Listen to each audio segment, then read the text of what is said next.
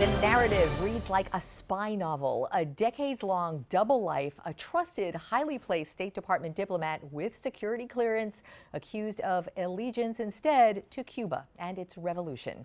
The arrest of Miami-based Manuel Rocha this week, his reported confession to secretly using his U.S. government positions to support Cuba, leaves countless who know him and worked with him struggling to rethink his every word and action. And one of those is Emilio Gonzalez, familiar to so many as Miami's former city manager or former director of Miami International Airport. But before that, he directed U.S. Citizenship and Immigration Services with the Department of Homeland Security and has served as director of Western Hemisphere's Affairs at the National Security Council, a resume longer than this whole segment. Welcome, Emilio Gonzalez. Thank you for having me. I'm so glad to have you here for this kind of inside look. I mean, you met Manuel Rocha in 1989 in, you said, Mexico City. Correct. Take us through, like, how do you know? And you had lunch with him last week. No, I had lunch with him. Or 2 weeks ago. No, in March or April of this year. Oh, months ago. Yeah. Take us through that relationship that you had with him and the news that you got this week. We served together when we were both assigned to the U.S. Embassy in Mexico. We also kept in touch in Washington. When I would go, he would check in. We would meet periodically. He would, when I was on the National Security Council staff, he would come by and visit. And then after he retired, he settled in Miami, and we would meet regularly, regardless of what job he had. He would call me, hey, let's go have lunch, let's get caught up.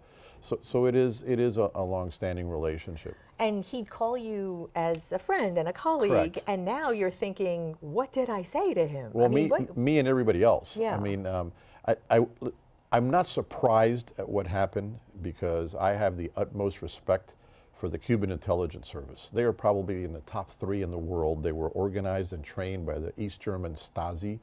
They're focused on the United States, and within the United States, they're focused on the Cuban exile community. Yep. So the fact that they would undertake a project like this doesn't surprise me. The fact that they would recruit this individual is stunning. And I think that's the word that all of our mutual friends and colleagues in Washington whom I've spoken to have used that same word, betrayal and stunning. You know, we think back, anyone who's kind of into the whole spy craft in the industry, you think back to Ana Belén Montes, Correct. who I guess recently got out of prison. Right. Even right after the Brothers to the Rescue shoot down, Juan Pablo Roque. Correct. And so this is not a surprise story to South Florida, but in Manuel Rocha's case, I mean, he fits sort of the South Florida demographic of exile age, conservative, Republican, highly placed, smart, dapper.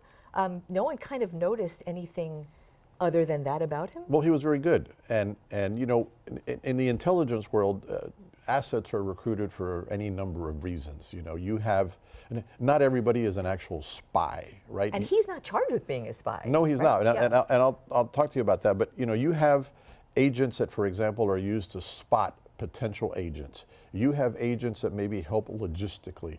You have disruption agents, which is one of my favorite ones, which is you recruit somebody within a community or an organization to be so bombastic and disruptive so as to discredit that target group. I feel like I'm thinking of 7 people right off the bat. I could name a few right now. And then you have the people that actually go out and collect the information. Then you have the case officers that handle those collectors. Wow. And listen, I've done it all.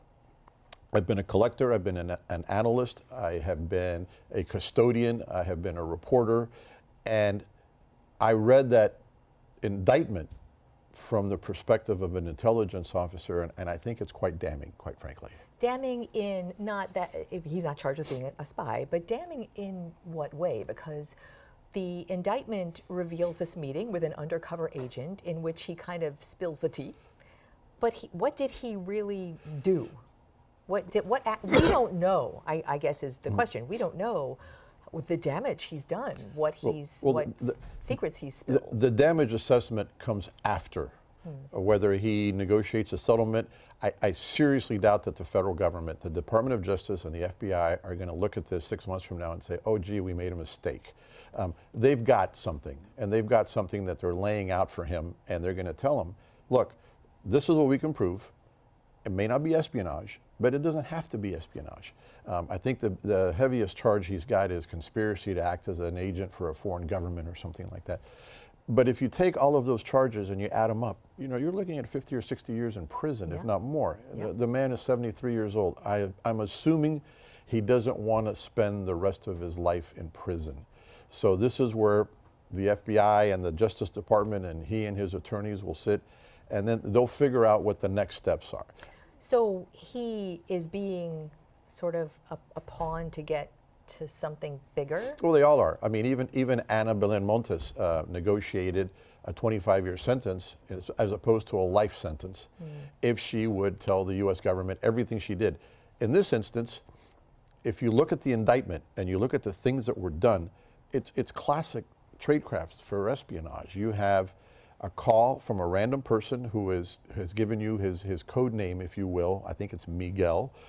You agree to a meeting and you pick the meeting because nobody will recognize you. You do a surveillance detection route to get to the meeting. You have signs and countersigns. You have clandestine trips. You know, you add all that up, and even though it may look like, oh, there could be an explanation here, there can't. In Brickell. So this was the meeting in Brickell. And I think the federal government is onto something. There are few instances where people have been in prison for espionage. I'm thinking of the Hansen case or the Ames case, where you actually catch somebody servicing a dead drop, or you catch somebody with coded information in their apartment sending messages. It would have to be a red-handed That is thing. espionage. Everything else is just a compendium of charges, whether it's you're working as if you notice the verbiage, you're working as an asset of a foreign government, not necessarily a spy. You're conspiring to be an asset of a foreign government. You're accepting payment. You lied to federal law enforcement on multiple occasions. So he did everything you recognize you doing, but you were working legitimately for the United States. He did everything I did. Yeah. So for another government. So I get it. I mean, Yeah. I get it. And people will look at this and say, well, you know, he may be able to explain himself out of it. Maybe so, maybe so. But I have to assume that even if you have something minor like getting a passport under false pretenses or something, you know, that's going to carry a jail sentence. And if you string all those out, it could be very, very damning for him in his future. So one of the things I think that really strikes you when you read the indictment is the answers that are recorded that he's giving the undercover agent about his real heartfelt, unwavering commitment to Cuba and the revolution. He doesn't know this person. This is obviously his new contact. Therefore, you have to give your bona fides to this person. But what would be the motive? What did he didn't do it for money, it doesn't seem. There was no money involved. Like, what is that? Why? Well, you know, classically, in the intelligence world, people are recruited for power, sex, money, vanity, and vengeance. Let me write that down. Power, sex, money, vanity, and vengeance. I think you can apply that argument to pretty much everything. So if you're a very good intelligence service, you identify these frailties in individuals, and then they become targets. Ana Belén Montes being one of them. There's a couple in the Department of State he is sitting in a supermax prison right now. He was accused of spying for Cuba long after he retired from the State Department. So, again, would ideology be on that list? Oh, absolutely. Ana Montes is ideological. If you're a spotter, and most of them you would find in places like universities, right, where you might see faculty members being very, very passive towards the revolution, or maybe very critical of U.S. policy to the Cuban Revolution. Students who are like very, very vocal about U.S. policy towards Cuba. Those are individuals that could be recruited, and you pass those names on to other people who will then take care of the recruitment, and you're one step removed. You know, I think the more people know about spycraft, the more spotters you have to, you know, see something, say something. Emilio Gonzalez, great to have you. This is so interesting to me. We'll be watching this. You'll keep in touch. Well, I think there's still a lot that we need to learn. You'll be here. back. You'll be back. Thank you. All right, thank you.